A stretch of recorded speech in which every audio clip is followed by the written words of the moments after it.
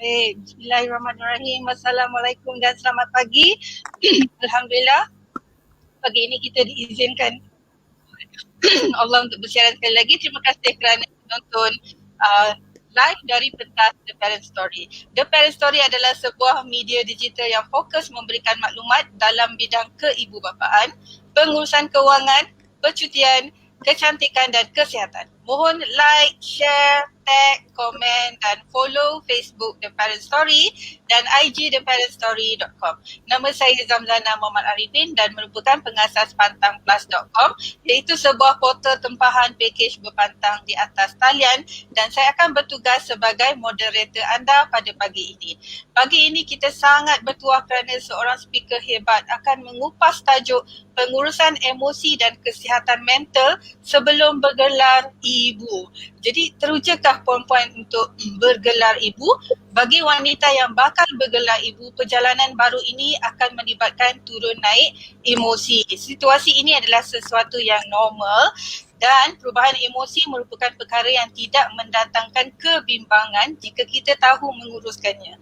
Kebanyakan wanita tidak bersedia dengan perubahan emosi yang bakal mereka hadapi selepas melahirkan anak dan bergelar ibu. Ini kerana kita sering membayangkan bahawa keadaan selepas melahirkan anak adalah dalam sentiasa gembira dan bahagia sepanjang masa.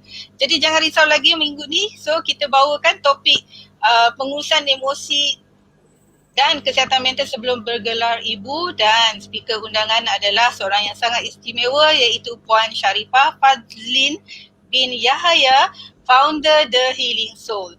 Beliau merupakan seorang certified hypnotherapist, certified body language analyzer, certified neuro-linguistic hypnotherapist dan banyak lagi. Dia mula berkecimpung di dalam bidang terapi sejak tahun 2019. Beliau juga adalah chairwoman untuk NGO Persatuan Usahawan Melayu Hadrami. Okey.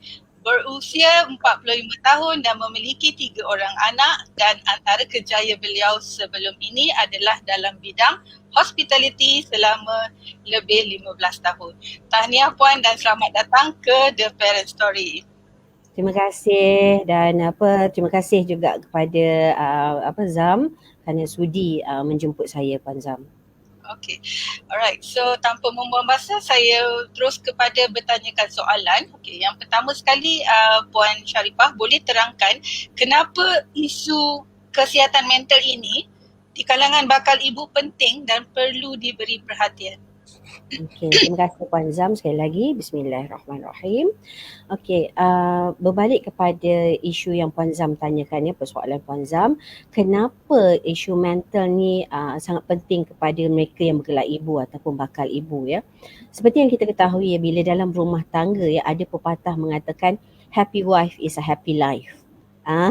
Kan kita pernah dengar gitu kan. Jadi sebenarnya isteri ni adalah memainkan peranan yang sangat penting dalam memberi kebahagiaan di dalam rumah tangga. Apabila happy, hati dia happy, rumah tangga pun happy. Bila dia bahagia, rumah tangga tu pun ceria. Jadi bila kita berumah tangga ni, ya, tujuan utama kita berumah tangga adalah untuk membina keluarga. Jadi bila bermaksud keluarga ni adalah seorang ayah, seorang mak dan juga anak-anak. Berapa jumlah anak-anak tu terpulang kepada yang kata pemberian rezeki Allah Ta'ala kan. Walaupun anak kita seorang, kita tetap bergelar seorang ibu, ya, dan juga seorang ayah. Jadi kesihatan mental ibu ni sangat penting kerana ibu ni memainkan kata 80% ke 90%, ya, sahsiah anak-anak tu. Sebab ibu tu yang mengandungkan 9 bulan anak di dalam perut dia. Jadi kebanyakan telatah anak, pemikiran anak, perwatakan anak adalah daripada ibu tu sendiri. Sedangkan apa yang ibu tu makan, apa yang ibu tu fikir, apa yang ibu tu rasa, anak tu rasa. Jadi dalam tempoh kata mengandung tu 9 bulan 10 hari tu, malah sebelum daripada itu pun lagi, ya, kesihatan si ibu perlu diambil kira dan juga diambil berat. Jadi bila si ibu tu happy, perkembangan janin tu pun, anak di dalam rahim tu kata positif. Jadi itu dia Puan Zam. Baik, okey, kerana ibu ni memang memainkan peranan untuk mendidik generasi seterusnya, jadi memang sangat penting untuk kita jaga tentang isu kesihatan mental di kalangan bakal ibu. Baik, soalan yang seterusnya, boleh terangkan antara tanda-tanda kecelaruan mental di kalangan wanita atau bakal ibu? Okey. Tanda-tanda ni banyak ya Puan Zam. Antaranya kalau katakan sebelum ni bakal ibu atau isteri tu lebih ceria, lebih orang kata apa jovial, tiba-tiba dia jadi murung. Dia jadi murung ataupun dia jadi hyper. Sebab kita kena tahu ya bahawa ada dua, anxiety ataupun depression. Stress ni dia kedudukannya dia macam sementara ya. Tetapi anxiety dan depression ni dia mengambil orang kata troll yang agak lama. Jadi kalau kata seseorang tu, wanita tu atau ibu tu, dia daripada jovial, daripada dia seronok-seronok, tiba-tiba dia jadi sangat pendiam. Dia jadi sangat murung. Dia jadi macam mendiamkan diri, menangis. Itu antara salah satu tanda. Ataupun daripada dia yang biasa yang kita tahu pendiam, tiba-tiba dia overthinking. What if, what if, what if. Kan? Dia jadi overprotected. Jadi itu antara salah satu tanda-tanda yang kita kena ambil kisah lah, ambil cakna orang kata. Ya. Daripada seorang yang ceria dan menggambarkan macam macam cerita and they live happily ever after tu kan. So bila dah berhadapan dengan realiti, rupanya tidak seperti yang digambarkan. Wow. Benar. Okay. Baik, seterusnya mungkin Puan boleh lanjutkan tentang apa yang perlu seorang bakal ibu ini lakukan jika terdapat tanda-tanda gangguan mental. Okay. Kalau katakan si ibu itu sendiri merasakan there is something wrong somewhere dengan diri dia. Daripada dia seorang yang jovial, daripada seorang yang ceria, tiba-tiba dia jadi murung, pendiam. Tiba-tiba hati dia tersentuh. Okay, dia perlu bagi tahu kepada pasangan. Memang kita tak nafikan kadang-kadang bila ibu ni kan kita tengah mengandung, emosi kita berbolak-balik orang kata kan. Alright, tetapi andai dia rasa pelik, dia rasa macam this is not me, talk to the spouse. Bagi tahu kalau kata rasa macam segan lah nak bagi tahu pada si suami, bagi tahu pada mak ayah, bagi tahu pada kawan-kawan, bagi tahu pada adik-beradik. Jangan diamkan, jangan kata selimutkan perasaan tu dengan it's okay, tak ada apalah, don't. Ya, cause apa yang anda rasa itu adalah valid. Ya, jadi apa yang anda rasa tu you have to tell. Ya. Jadi kalau katakan suami ya, sebagai suami, andai isteri anda cakap sayang, I rasa macam ni lah, I rasa pelik lah, jangan cakap alah tak ada apalah, don't, please. Oh okay, kenapa tu, you want to talk, be attentive, mendengar. Dan kalau rasa macam okay, we need to do something, go and seek doctor. Kan kalau doktor cakap oh ini hormon, okay, tak mengapa. It's much more better daripada anda mendiamkan diri. Tapi mungkin persoalan dia mereka tidak acknowledge benda ni tau. They may think that benda ni normal ataupun every mother is facing it. Kan? So kenapa I don't exaggerate benda ni kan? I mean like people bersalin 10 orang pun tak ada benda kan. Aku ni macam like the grand thing kan. So how do we console this? Sebab mungkin dia fikir benda ni normal dan it's something not to be brought up. Betul. We have to remember each and every one of us is very unique, kan? Mungkin cara Puan Zam dengan cara saya mungkin berbeza. Puan Zam mungkin dalam mengandung happy, ceria. Saya mungkin masa mengandung suka menyepikan diri, suka duduk dalam bilik, yang kata perap diri kan. So each and every one of us is unique. Kita tak bolehlah nak samakan, mak aku dulu okey je atau kawan I okey je, tak ada apa pun. Jangan. Because diri kita ni lain tau. Diri kita ni lain. Sedangkan darah pun lain kan. Apatah lagi daripada segi pemikiran kan. So kita perlu acknowledge dan kita perlu cakap sebab masa kita mengandung adalah satu masa yang sangat sangat precious tau. Di mana waktu tu lah kita nak rasa dimanja-manja kan. So pada waktu tu whatever we feel, it's a valid thing. So kita jangan, sebab masa kita mengandung ni kita tak hanya menjaga diri kita, tetapi kita menjaga lagi satu nyawa yang akan kita bawa ke dunia. So kalau kita ada perasaan seperti itu, just bagi tahu. Jangan banding-bandingkan, jangan sama-samakan.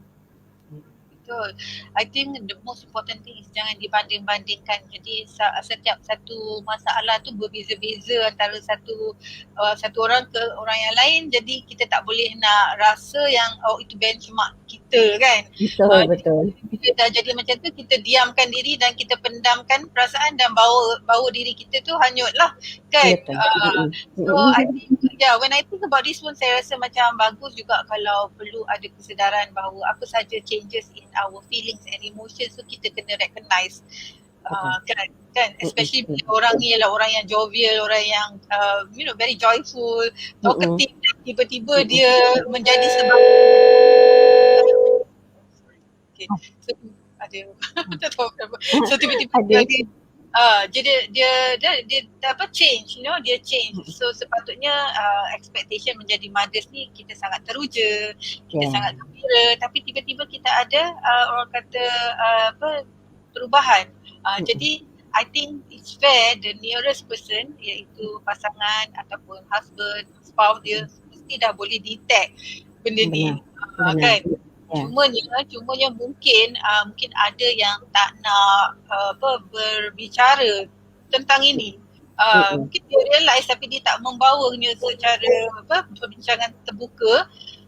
So mungkin juga ataupun kata alah tak apalah, sama je lah you ni seorang je baru macam ni kan orang lain actually. So I think to be fair, kita tak boleh nak bandingkan, jadi kita kena iktiraf apa saja perasaan yang wujud pada waktu itu. Tapi kan Puan, saya ada baca kadang-kadang perasaan ini jika dia terbawa-bawa, dia boleh pergi kepada yang lebih teruk seperti halusinasi, and all that, and then a lot of things lah, a lot of mental illness punya consequences. So maybe Puan boleh elaborate kat situ. Okay, benar Puan Zam. Ada kalanya sebab bila kita mengandung kan, hormon kita ni imbalance sebenarnya. Jadi sebab tu bila wanita yang mengandung ni, doktor selalu nasihatkan kata dia punya hati dia kena happy, minda dia kena ceria, kena relax, sebab kita tak nak gangguan-gangguan seperti ini. Apabila wanita yang mengandung ni menghadapi satu-satu tekanan, tekanan tu akan lebih impact kepada baby tu. Dan memang benar ada setengah-setengah wanita yang mengalami mental health di waktu mengandung ni, dia jadi halusinasi, dia jadi imagine things yang tak ada, dia ada nampak benda-benda yang tak ada. Okey. Bila katakan emosi dan juga mental mereka tak stabil, macam-macam benda boleh berlaku sebenarnya. Dan kita tahu kita juga tak boleh menafikan bahawa ada unsur-unsur lain di luar sana yang mungkin kita tak nampak, yang boleh mempengaruhi kan, yang boleh mempengaruhi orang kata ibu tu sendiri. Sebab tu bila orang yang mengandung ni, dia banyak sebenarnya pantang larang dia. Betul kan Puan Zam? Bukan hanya setakat pantang masa selepas melahirkan, tetapi semasa membawa kandungan itu sendiri banyak pantang larang dia. Nah, di mana orang moden ni kadang-kadang tu dia dah tak mengikuti, kan. Sebenarnya kalau katakan kita ikut sedikit lah apa yang dulu orang tua-tua dulu sarankan, ibu mengandung waktu senja jangan keluar dah, waktu kata malam nak keluar jangan berembun, orang kata gitu kan. Semua tu sebenarnya ada faedah-faedah dia. Semua tu sebenarnya ada ada sebab-sebabnya. Jangan duduk orang kata duduk di depan pintu, semua tu ada kan. Ada maknanya. Tetapi bila kita ni sebagai warga moden kan, kita dah cuba mengabaikan, kita dah terlalu nak moden diri kita kan, dan kita rasa macam alamak Saleh boleh begitu. Gila, kita tak boleh nak compare kan. Betul. Jadi Pada saya sebaik-baiknya orang kata apa, ikut sedikit. Sebab apa sebenarnya petua-petua orang tua-tua, amalan-amalan orang tua-tua tu dulu ada faedah-faedah dia. Tidaklah sampai mengganggu lah ya, sebab kebanyakannya daripada kita suami isteri ni ada yang si isteri pun kena bekerja sekali kan. Jadi nak mengikut sangat tu pun tak boleh, benar. Jadi kita ikut apa yang boleh dan patut kita ikut. Jadi di situ juga orang kata apa, secara tak langsung kita menjaga minda kita menjaga orang kata apa, emosi kita. Sekurang-kurangnya kita tahu, oh okey begini. Kita melalui orang kata apa, fasa 9 bulan tu dengan pelbagai orang cakap apa, kenangan. Itu yang lebih penting sebenarnya. Okay? Yeah, right. Okay, so that said kan, bila Puan Sharifah sebut pasal pantang larang semasa hamil ni yang kita kena jaga, contoh tak berembun, tak dan masa senja duduk kat rumah apa semua. So saya terfikir satu benda, sebab bila kita melalui lockdown ni lah baru kita betul-betul duduk rumah. Technically lah kan, kita tak berani lah nak keluar kan. So nak kena datang satu wabak macam ni baru kita fikir, baru kita nak start jaga kesihatan kita, nak start jaga kita kena keluar pun ada waktu-waktu dia kan. Lockdown lah kira. Kalau tak ada lockdown ni saya rasa saya tak tahulah macam mana kan. Jadi kita masih tak bimbangkan keselamatan kita. Technically lah kan, bila saya fikir macam tu. Right, now go back to this. Jadinya mungkinlah Puan Sharifah boleh bagi tahu how fast we should go and seek help. Kalau kita ataupun how fast the partners should seek help kalau dia menghadapi situasi isteri dia begini. Dia sebenarnya tak ada time frame sebenarnya, because whatever that we feel, it's valid. So kalau kata daripada awal tu kita dah tahu something is wrong somewhere, perasaan kita tiba-tiba jadi tak menentu, seek help. Dia bukan kata kita nak cakap you ni mengada-ngada lah, orang lain mengandung tak ada apa pun, as we mentioned earlier kan. Don't compare sebab manusia berlainan, kita dijadikan pun berlainan, kita dilahirkan orang kata apa, walaupun di dalam perut yang sama, kadang kita cakap sama juga, mak yang sama, dia dengan adik-beradik you, kakak you mengandung, tak ada apa pun, asal you mengandung dengan cara macam ni kan. Don't compare, nama pun lain. Jadi kita setiap satu kita adalah manusia yang berlainan. So there are no time frame yang kena tunggu pada waktu ni dia nak pergi yang kata seek help ataupun macam mana kan. So as soon as you feel that there is something wrong with you, seek help. Maksudnya kita voice out lah. Kita voice out. Kata macam to the husband cakap, I rasa something wrong somewhere with me, Yes. And dia bring it up, right? So the partner should be a listening partner jugalah kan. Bukan brush off benda ni. Jadi kalau dia brush off benda ni, maknanya si isteri ni kesian lah, kena pendam lagi lah kan. Correct. Alright. Okay, so nak tanya, macam ni.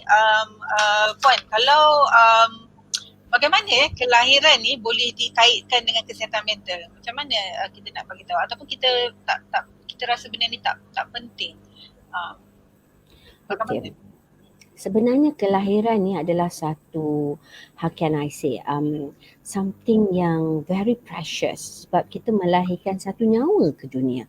It's not easy ya, walaupun kita nama perempuan, tetapi ada juga perempuan yang tak dikurniakan ya kelebihan untuk mengandungkan anak di dalam rahim dia, dan ada yang berkemampuan untuk mengandungkan anak tetapi tak berkemampuan untuk melahirkan anak tu dengan sempurna, mungkin stillborn ke apa ke kan. Jadi orang kata bagi saya kelahiran ni adalah satu perkara yang sacred, yang sememangnya ditunggu-tunggu. Sedangkan kata dalam Islam pun Nabi sangat menggalakkan kita menambahkan umatnya di muka bumi ni kan. Jadi ianya satu yang jihad yang sepatutnya kita alu-alukan, sepatutnya kita menyambut dengan keseronokan, begitu. Jadi sebagai couple ya, sebagai pasangan si suami sepatutnya memberi satu ruang, memberi satu sokongan, begitu juga dengan keluarga ya, walaupun dalam keluarga tu mungkin diorang dah ramai cucu, jadi cucu yang nak datang ni mungkin yang keberapa belas, still setiap cucu yang dilahirkan tu oleh pasangan-pasangan tersebut adalah manusia yang bakal menjadi satu hari nanti mungkin jadi pemimpin kepada negara kita.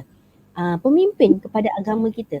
So mereka yang dilahirkan ni sepatutnya kita sambut mereka dengan begitu orang kata apa, dengan keramaian. Sebab tu kadang-kadang Nabi ada ajar kan, lepas 7 hari diberi nama, diakikahkan apa semua kan. So itu adalah cara Nabi menyambut kelahiran tu sendiri. So setiap satu kelahiran tu it's very precious. Very precious.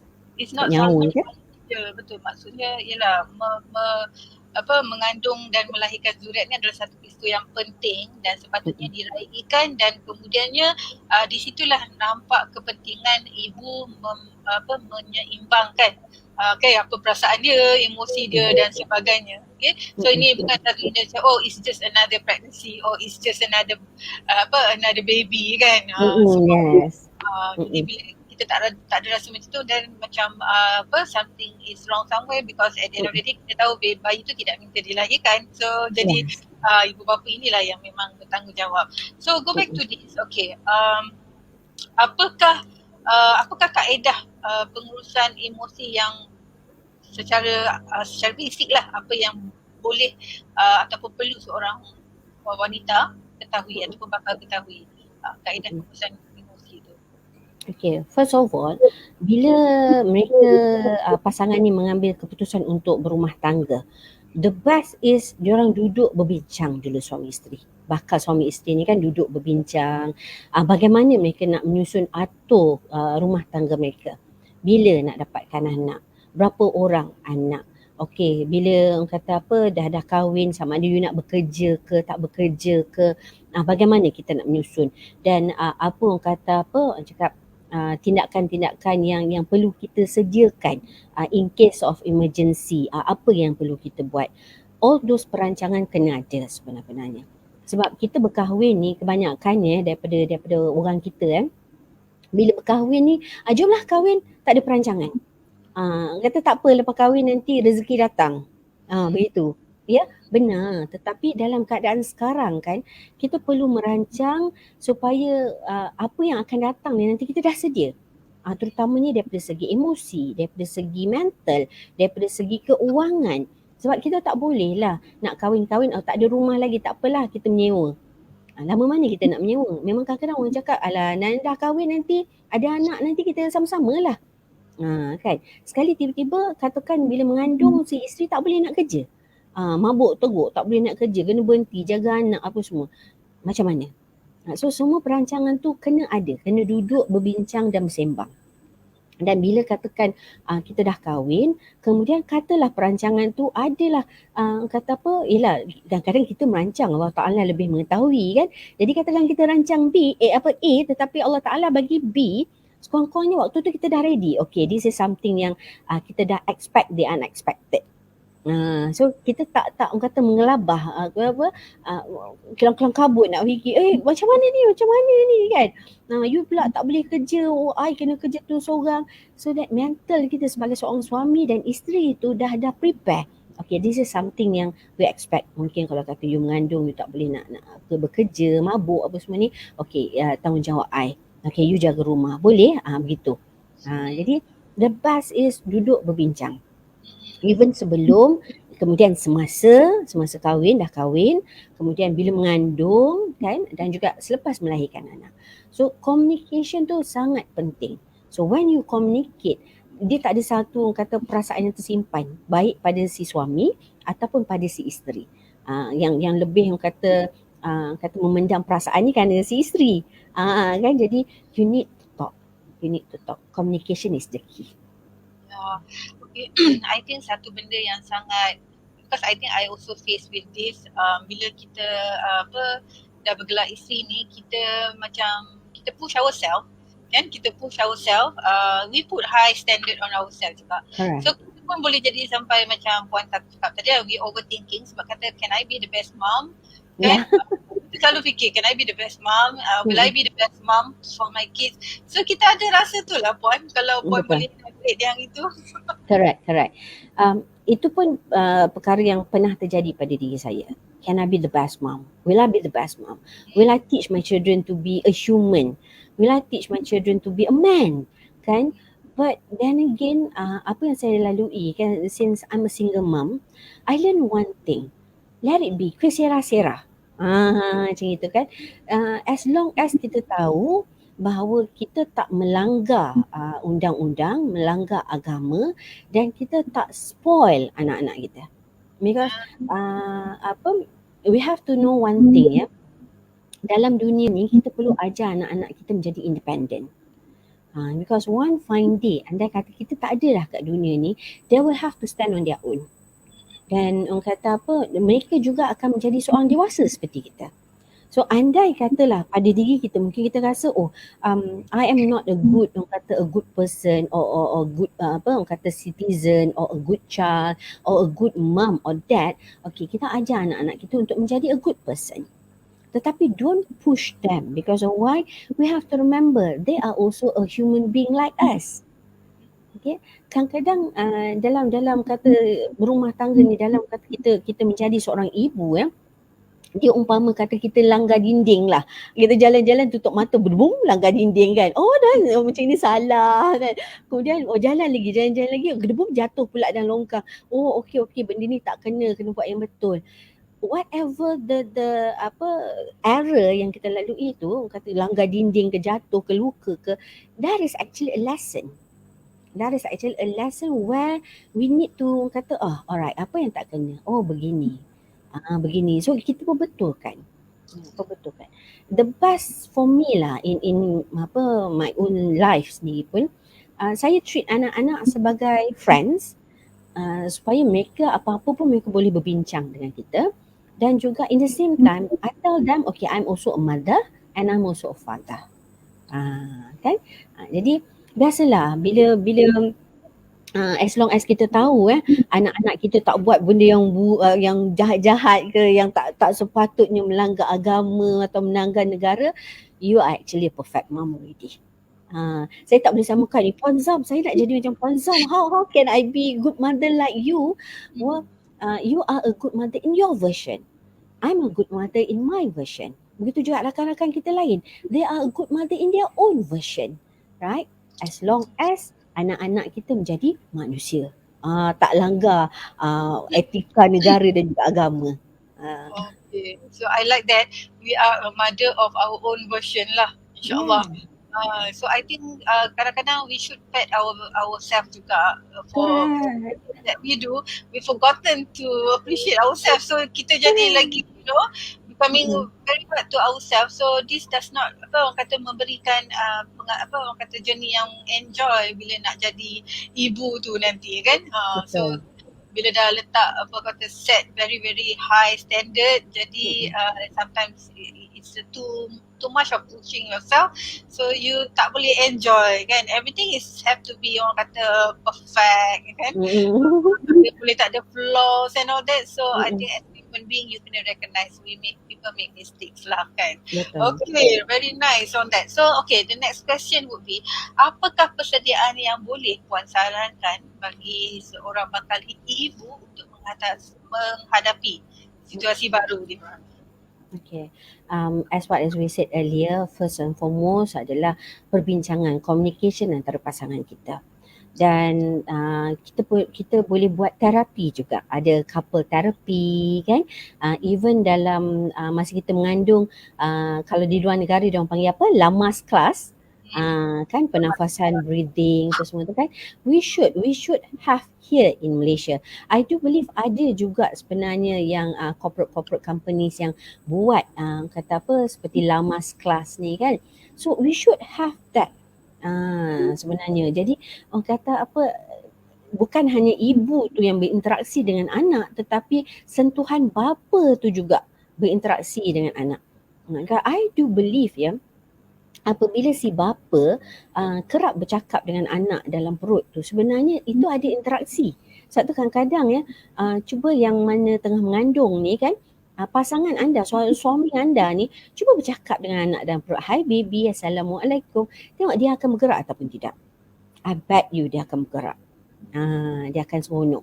Sebenarnya bila si bapa banyak berinteraksi dengan anak dia dalam perut, dia akan kata orang cakap sparkkan anak tu punya, oh this is my dad punya suara.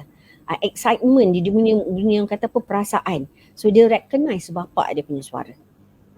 So that is why bila kita tengok bayi yang baru lahir bila bapa dia panggil, dia tahu reaction budak tu, dia tahu kata itu bapa dia panggil. So that is the best, orang kata the best thing yang boleh kita buat lah.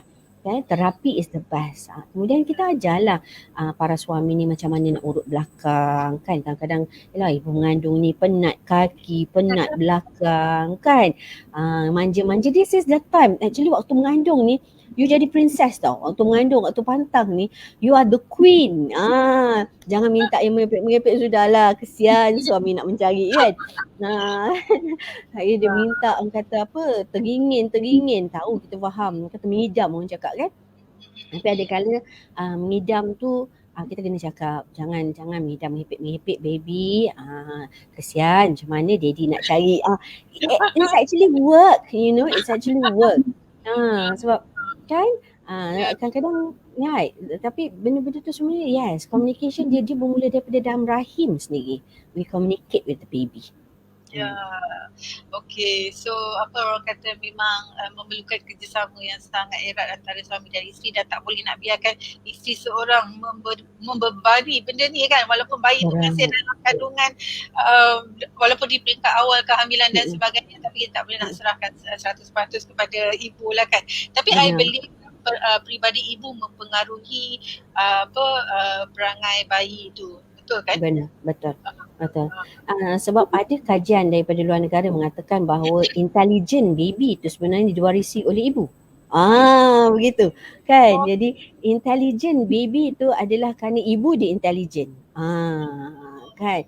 Jadi ada juga yang kata bapa intelligent lah. Yes, no doubt kan. Tetapi pengaruh anak tu sebenarnya adalah lebih banyak daripada si ibu. Kerana kata 9 bulan di dalam perut, kemudian sehingga dia berumur berapa tahun dia masih yang kata rapat dengan ibu kan, kalau kata ibu yang tak bekerja kan. Jadi sehingga dia dah sekolah barulah dia mula berkawan. Jadi ibu ni memainkan peranan yang sangat penting, sangat-sangat penting. Selepas ibu bapa, lepas tu barulah guru-guru. Sedangkan di dalam agama kita sendiri pernah saya teringat satu kisah, itu sahabat Nabi pernah bertanya kepada Nabi, siapakah yang harus dihormati? 3 kali Nabi sebut ibumu, kemudian barulah ayahmu. Jadi begitu tingginya sebenarnya peranan seorang ibu ni di dalam membentuk sahsiah keluarga. So I think that's it juga bila ibu tu dalam persediaan nak hamil ataupun sedang hamil, dia perlu ada orang kata kekuatan untuk menjaga emosi dia. Sebab kalau dia sedih, bayi pun sedih kan. Kalau dia gembira, bayi gembira. Dia takut, bayi pun takut. Boleh rasa benda tu kan. Jadi sebenarnya kekuatan tu memang orang kata tak nafikan lah kan. Ibu tu memang betul-betul kena melakukan peranan dia bagi memastikan janin tu, kalau sebab itu bila lahir kan, bayi kerap menangis kerana dia ambil fear tu, kan. So, mungkin boleh elaborate yang tu Puan? Ya, benar. Perkara ni sebenarnya saya pernah cuba try and error pada anak bongsu saya, anak saya yang perempuan ni. Masa saya mengandungkan dia, saya suka dengar lagu Celine Dion. Okay.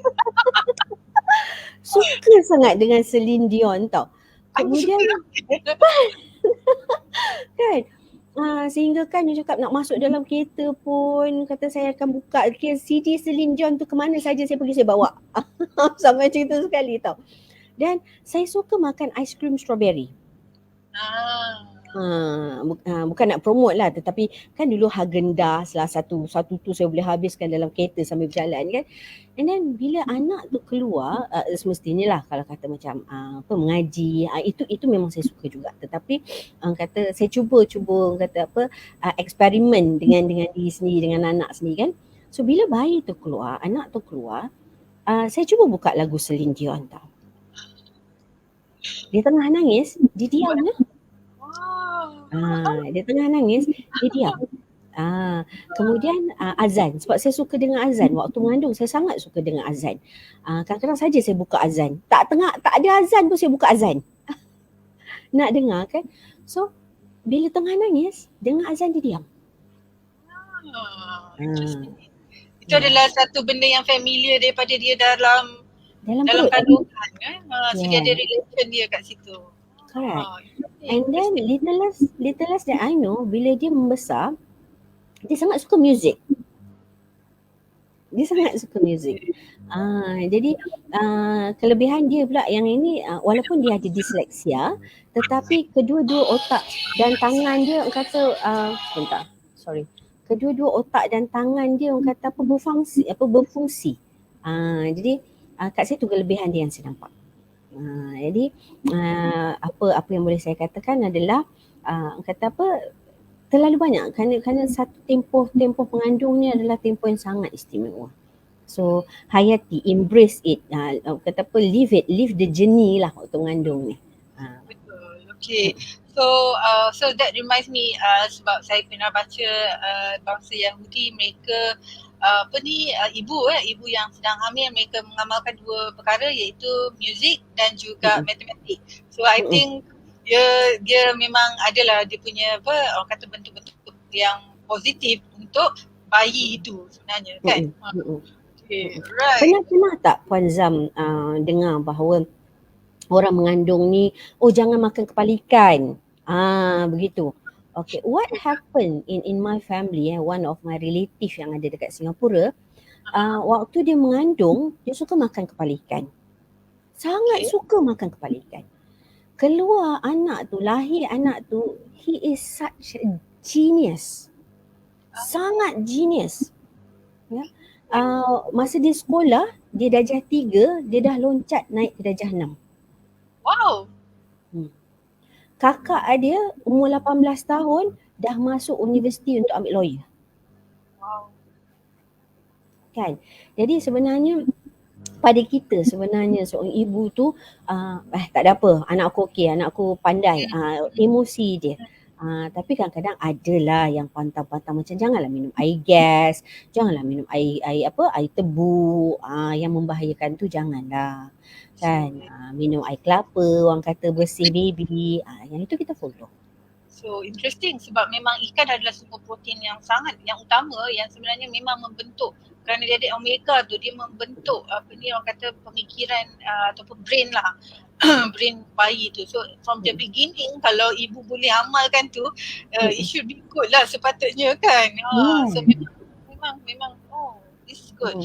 Okay, alright. Okay, my next question is, apakah bentuk sokongan yang kita sebagai komuniti yang terdekat dengan bakal ibu ni kita boleh bantu sekiranya kita melalui benda ni lah. Okay, first and foremost pastinya pasangan kita sendirilah, ya. Pasangan kita sendiri tu bermaksud suami kita. Sebab bila katakan seorang isteri ni, dia tak perlukan orang luar sebenarnya, dia sangat-sangat memerlukan pasangan dia. Jadi pasangan ni kena be aware, be attentive, ya. Be ready, sebab bila dia mengandung, there's a lot of things changes in her body. So kadang-kadang dia daripada moody, kadang-kadang happy, ya. Jadi kita perlu membantu mereka, dan semestinya pula daripada keluarga, sokongan keluarga. Okay, kita tak bolehlah cakap kata alah kakak engkau mengandung tak ada apa pun, kak ipar engkau mengandung tak ada apa pun. Sebab saya pun takut juga ni, saya pun bakal jadi mak mentua kan. Jadi kita kena bagi tahu pada diri kita, no, don't compare. Jadi kalau kata menantu kita dia bagi tahu ada satu yang tak kena lah mak, okey jom kita pergi klinik tengok kenapa. Kalau rasa macam dia nak bercakap, kadang-kadang dia nak bercakap, okey duduk attentive, tanya dia kenapa, apa dia, why, do you need help kan. Dan surrounding pula, kata jiran-jiran tetangga, kadang-kadang kita suka nak jadi apa, saya punya video ni ke? Boleh jalan. Okey, sebab dekat tempat saya ni dia jadi freeze pula tiba-tiba. Okey, kalau kata macam jiran tetangga pula, kata apa, kawan-kawan, janganlah jadi makcik bawang. Kata, engkau macam ni macam ni kan. Kau kenapa muka kau kan bila mengandung tak berseri? Janganlah cakap begitu kat dia. Kan? Laki kau ni asyik balik malam je mengandung-ngandung. Tak elok tau. Janganlah jadi makcik bawang macam itu. Kan? Kan? Kalau kata macam tengok laki dia balik tengah hari beli lauk, kau tak masak nanti laki kau cari lain bawa pada muka. Allah mulut makcik bawang tu. Okey. Jadi pada kita satu benda yang kita tak nak tu kan. Kan, jadi kalau kata kita tahu rakan kita ke saudara mara kita ke tengah mengandung tak sihat ke apa ke, tanya dia orang, what can I help you to ease your pain ke apa ke. Okey, kau tak boleh nak masak, okey kau nak makan apa? Sebab ibu mengandung ni kadang-kadang bukannya nak makan banyak pun, sikit je kan. Kalau dia teringin tu kadang 2 mulut dah aku tak nak tetapi dia punya teringin tu macam tak pernah dapat kan. So we should kata help them. Tambah-tambah kalau pasangan muda, ibu-ibu dengan bapa muda ni yang baru 20-an dah ada anak apa semua kan, baru orang kata anak pertama, anak kedua, mereka masih lagi kekok tau nak orang kata apa, jaga dengan kehidupan dengan anak apa semua kan. We should help them. What can we do? What can we help? So instead of stop being bawang kan. Bigering. Stop being makcik bawang. I think macam ni lah. I think memang saya agree dengan Puan Syah. Dia cakap the closest is lah husband and then mak kita. So maybe mak kita atau mother-in-law. So kita should orang kata buka lah kan, minda yang terbuka, hati yang terbuka, because zaman kita mungkin lain, zaman sekarang lain, sebab cabaran dulu lain, cabaran sekarang lain. So kita jadi orang yang sentiasa bersedia untuk mereka meluahkan apa saja. Jadi kalau awal-awal lagi kita dah jadi like friends to them, macam buddy, so senang things to bring up. And then kita pun tahu, kalau ibu tu kata ada sokongan daripada closest families, this is all that I need. Daripada you are being apa orang kata ignorance dan jadilah ibu tu isolate diri dia, kesian lah kan. Jangan bickering, orang kata bickering tambah-tambah kan. Sebab sekarang ni ramai yang suami-suami nak datang duduk dengan mak ai, mak ai solo, mak ai gini lah, apalah perlukan mak. Kita faham kan, tetapi kita pula sebagai seorang ibu ni pun kata janganlah bini kau ni mengandung asyik tidur janganlah kan. Everybody is different lah. Yes, right. So I'm telling this because I'm telling myself too. I'm telling myself too because what? Soon I will become a mother-in-law. And soon orang kata apa, I also become a grandmother. Kan? Jadi I have to tell myself, no, don't. We've been in a position yang kita pun sendiri teruk masa mengandung. Jadi kalau menantu kita pun kita janganlah macam, alah aku tak ada apa engkau. No, don't. Kan? We try to be their friend. Kan? We try to be their friend, help them. Because in the orang kata in the end, bila anak kita happy, menantu kita happy, cucu kita happy, anak kita pun happy. Right? So that is what we want. Yeah, exactly. So contoh macam ni tau, I terbaca macam for some wanita lah, mereka sangat strong, very active, lifestyle have active and all that. So dia tak boleh bayangkan kalau dia ni hamil nanti dia dapat morning sickness atau apa, because dia dah rasa dia sangat healthy and fit. Dan what happen is when dia hamil, awal kehamilan tu dia morning sickness like nobody's business lah kan. So dia pusing betul-betul, sedangkan dia dah cakap aku fit, aku healthy, aku jaga makan and all that. So when it comes to awal kehamilan tu, first trimester tu, dia pun juga morning sickness. So benda ni memang dia tak akan well prepared, ataupun dia tak bersedia, ataupun dia tak rasa dia akan lalu benda ni. So yang ini macam mana buat? So I mean general macam mana sebetulnya? Actually I've been into that situation, Puan Zam. I daripada mula mengandung until perut 7 bulan kata apa, I've been in a morning sickness punya situation, like nobody business. Tak boleh bau apa nasi tengah mendidih, tak boleh tengok nasi. Tengok nasi I muntah, bau nasi mendidih I muntah. Bau husband pun I busuk, minyak wangi dia semua busuk. You know, the only thing yang I rasa wangi itu minyak petrol.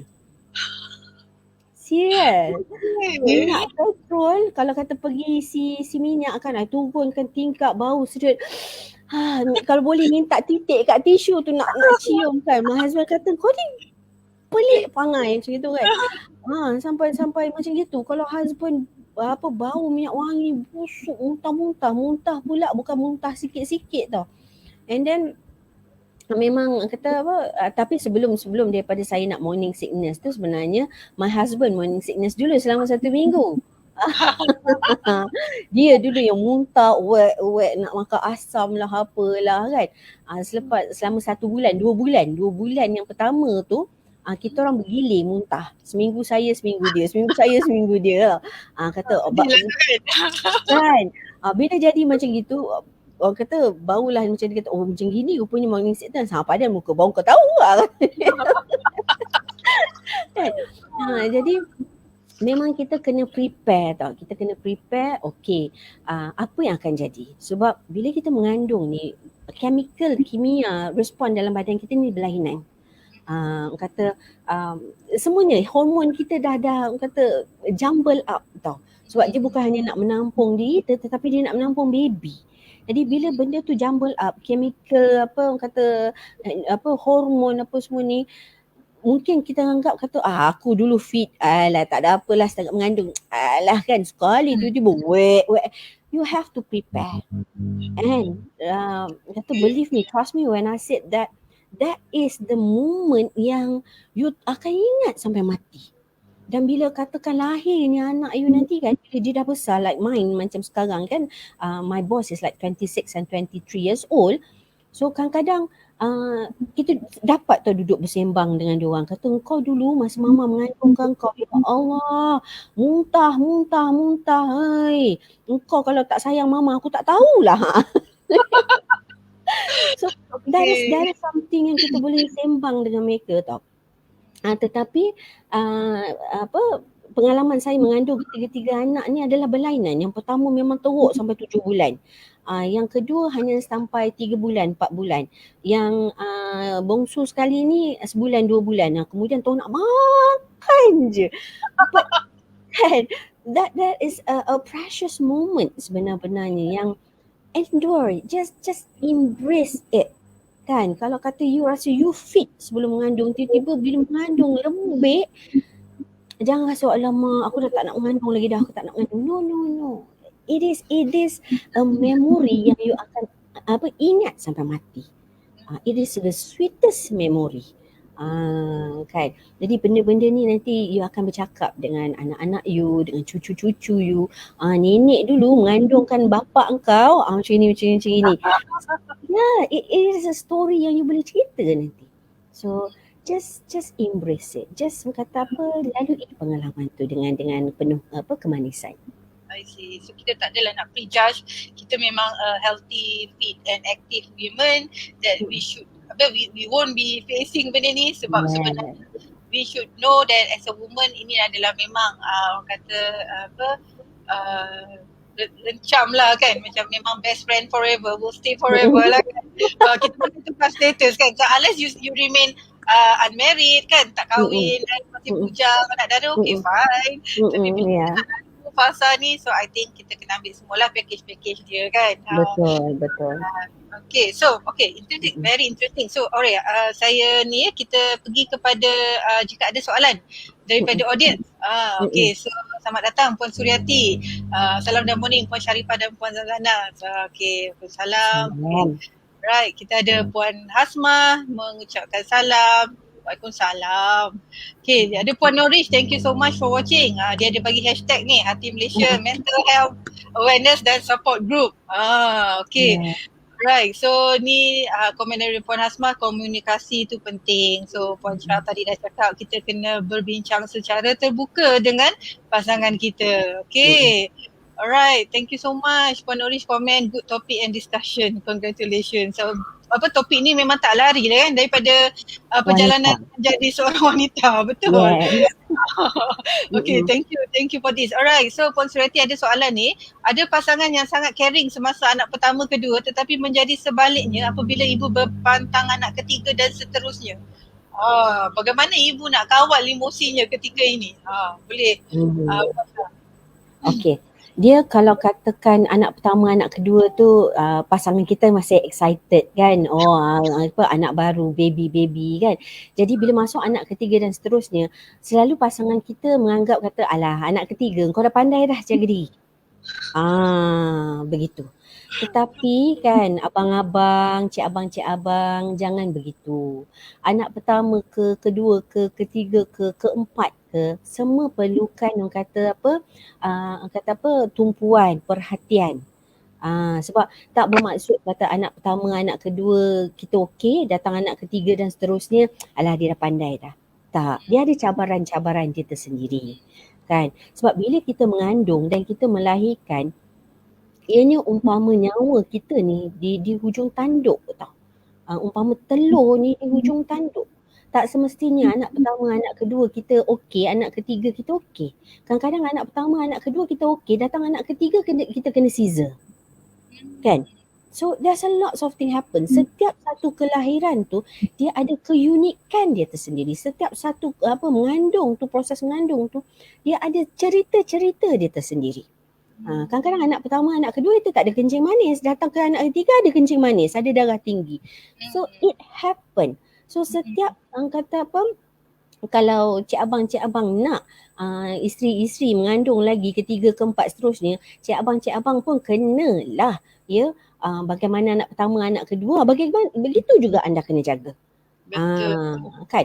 Kalau rasa macam tak apalah anak nombor 3, nombor 4 ni dia dah pandai dah. Kalau tak nak jaga, tolong cari orang jaga. Sekarang kan ramai banyak kan tempat-tempat pusat-pusat yang kata apa penjagaan dalam pantang. Sediakan duit, hantar isteri anda dengan anak anda dekat situ. Bagi dia relax. Kan? Senang kan? Ada duit semua boleh jadi. Betul. Okay, so dengar tu ya. Okay, alright. So soalan seterusnya saya nak tanya, bagaimana cara daripada Puan Hasma ya, thank you for the question. Bagaimana cara bakal ibu buat persediaan emosi bagi yang tidak mempunyai pasangan? Contohnya suami dah meninggal dunia semasa hamil, terutama di musim pandemik ni. Ini memang banyak berlaku ya Puan, sangat-sangat banyak berlaku. Okay, boleh kongsikan? Okay. Ini adalah satu cabaran juga ya kepada ibu. Tetapi yang perlu memberi sokongannya adalah keluarga. Keluarga terdekat yang ada bersama dia.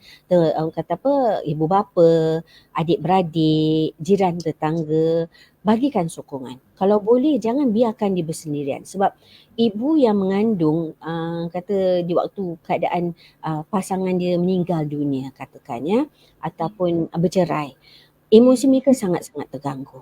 Ya, jadi mereka memerlukan sokongan yang lebih. Ya, jangan menilai. Ya, kalau boleh bagi hati mereka happy. Kalau kata yang mengandung pasangan dia meninggal ni, sekurang-kurangnya kita boleh pujuk daripada segi bawa dia jom kita solat, mengaji sama-sama, dekatkan dia kepada agama. Tetapi kalau kata pasangan yang bercerai di waktu si isteri tengah mengandung kan, hati dia penuh dengan kemarahan. Hati dia penuh dengan kebencian. Hati dia macam tak boleh terima. So this is where anda perlukan sokongan daripada luar. Anda perlukan bawa ibu ni untuk mendapatkan terapi, rawatan-rawatan yang boleh kontrol balik hati mereka. Itu sebaiknya. Itulah yang kita kata, kita nak tahu apa bentuk sokongan yang kita boleh beri kepada ahli keluarga kita kan. Kita tak boleh biarkan dia macam tu je. Okay, so soalan seterusnya daripada Wan Salam. Patutlah saya suka makan ikan kepala ikan goreng dan kepala ikan. Mungkin lah mak dia memang banyak makan masa tu. Alright, so apa yang sebenarnya ialah ikan ada sumber protein yang utama. So untuk ibu yang nak hamil, ibu yang sedang hamil dan pantang, utamakan mengambil ikan. Memang dia cukup bagus untuk sumber protein. Okay, right. So Wan Salam pun cakap jangan hina Power Rangers. Okay lah. Memanglah. Okay. Apa kita boleh buat kalau kita jadi Power Rangers? Baik kita tanya apa kau nak? Kau rasa nak makan apa? Kan? Kau rasa nak makan apa? Kau nak pergi vaksin, kau nak berteman, contohlah kan. Baik kita bagi support macam tu. Alright. Tapi daripada Puan Dila Aziz, dia kata kau ni asyik mengandung je. Yelah untuk orang kata generasi muda-muda ni, masa sihat ni, hamil lah kan. Hamil sebab bagi saya bila mereka sihat tu, mereka berupaya jadi ibu yang sihat dan jaga kandungan dengan sihat. Berbanding dengan wanita yang dah 40 lebih kan, masih lagi orang kata nak hamil tu, banyak dia punya kesihatan dia. Banyak. So kalau muda-muda tu salin je kan bagi saya. Okay. Alright. So Wan Salam kata kerana Power Rangers banyak berbakti pada negara. Masya Allah. Okay. Bila dia kata tak sakit beranak, memanglah kan. Okay. Siapa tak sakit bersalin ni, tapi kita suka kan dapat bayi. Alright, good sharing daripada Puan Hasmah. Thank you. So Puan Dila cakap berdoa untuk jadi ibu mertua yang disayangi menantu.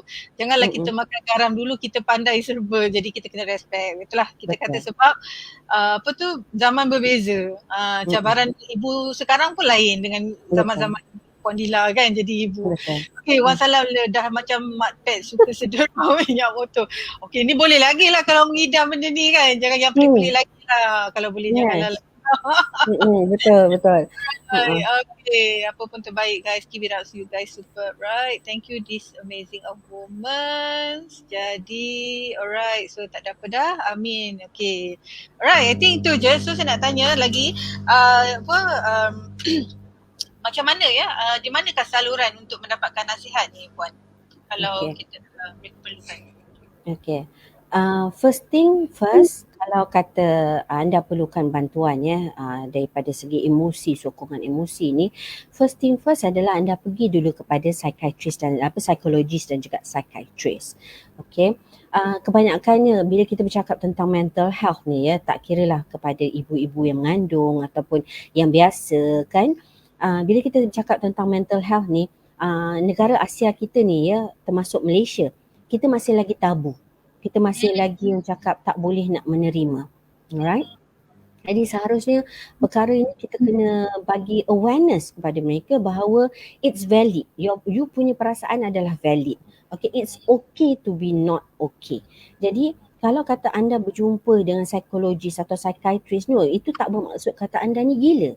Okay, stop rakan-rakan orang-orang netizen di luar sana, stop melabelkan orang-orang yang pergi jumpa psychiatrist dan psikologis ni sebagai gila.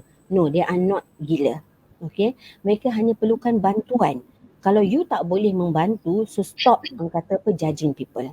Alright. Dan seterusnya mereka juga boleh pergi kepada terapi. Sebab dalam Malaysia sekarang ni banyak terapi seperti CBT Cognitive Behavioural Therapy, cleansing trauma therapy, hypnotherapy, mindfulness therapy dan pelbagai lagi, EFT, SFT, semua tu orang kata membantu.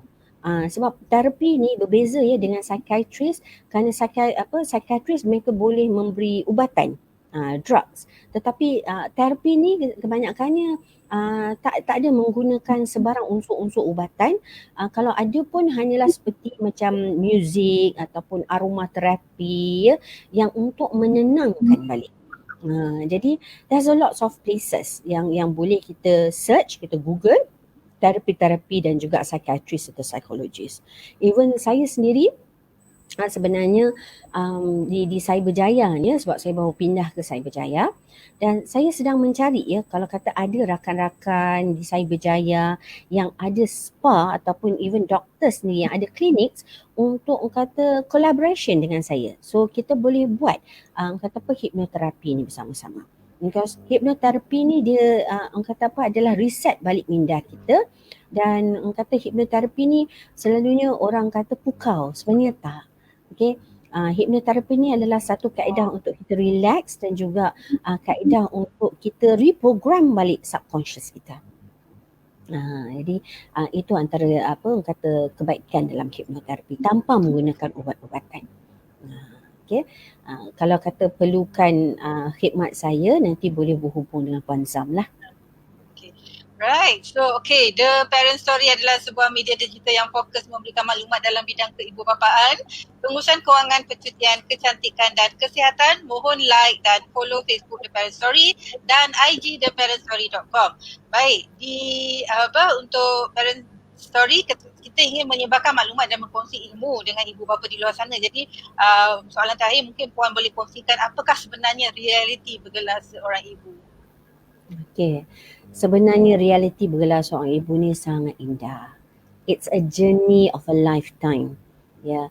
Seperti saya katakan tadi ya, tak semua wanita di luar sana berkemampuan untuk menjadi ibu. Ada yang terpaksa orang kata IVF ya, ada yang langsung tidak berkemampuan untuk menjadi ibu. Jadi kepada mereka yang dapat menjadi ibu ni it's a journey yang tak ada duit ataupun tak ada perkara yang you boleh ditukar ganti. Dan sebenarnya setiap satu detik tu ya, daripada detik kita tahu kata kita mengandung sampai waktu kita mengandung 9 bulan sampai melahirkan, membesarkan anak-anak, it's a journey yang orang cakap terlalu manis. Terlalu manis. Daripada kita lahirkan anak kita tapak kaki merah lagi, orang tua kata apa, besar 2 jari je baru kan, lebar 2 jari je orang kata kan, sehinggalah ambil engkau gedabak kaki saiz 12, kaki kita pun orang kata kita nak tumpah kasut dia pun tak boleh kan. So it's all a journey. Okay, journey yang seharusnya kita simpan kata apa sebagai satu kenangan, dan bila kita tua-tua nanti kita akan bercerita kepada anak cucu kita. Dan setiap diorang pun akan ada story mereka sendiri. Okay, this is a journey yang it's a very pleasant and it's a very beautiful journey. Yeah. Okay, so this is a very beautiful journey. Memang saya setuju sangat-sangat. Baik Puan, yang terakhir, bagaimanakah jika mereka ingin menghubungi Puan? Okay. Sekiranya ingin berhubung dengan saya, mereka boleh berhubung ada di bawah tu. Ya, nombor telefon saya ya, boleh yang kata just WhatsApp ataupun call, dan juga boleh email kepada saya. Dan sekiranya tak dapat, boleh juga berhubung kepada Puan Zam sendiri ya, untuk kata conveykan message kepada saya. Baik. Ya. Okay, so saya pasti lepas sesi ni mungkin ramai yang nak menghubungi Puan kan untuk sesi dan sebagainya. So boleh hubungi nombor yang tertera tu ataupun email kepada Puan Fazlin. Baik, terima kasih Puan kerana bersama-sama dengan kami pada pagi ini. Semoga Puan diberikan kesihatan dan kekuatan untuk meneruskan kejayaan Puan ini. Harapan semoga sesi ini dapat memberikan manfaat kepada semua yang menonton. Terima kasih kerana mendengar dan memberi komen ya. Jangan lupa like, share kepada rakan-rakan yang sedang mencari maklumat ataupun ilmu mengenai tajuk kita hari ini. Jadi kita telah sampai ke penghujung rancangan. Sedikit pesanan dari The Parent Story, ibu hamil dan menyusu kini boleh mendapatkan vaksin yang sesuai kerana ada vaksin yang sesuai untuk status ibu hamil dan juga ibu menyusu. Jadi mohon dapatkan vaksin untuk perlindungan diri dan bayi. Sekian siaran langsung kami dari page The Parent Story. Kami mohon izin untuk undur diri dulu. Stay safe, kita jaga SOP, kita jaga kita jumpa lagi insya-Allah. Assalamualaikum warahmatullahi wabarakatuh. Hai.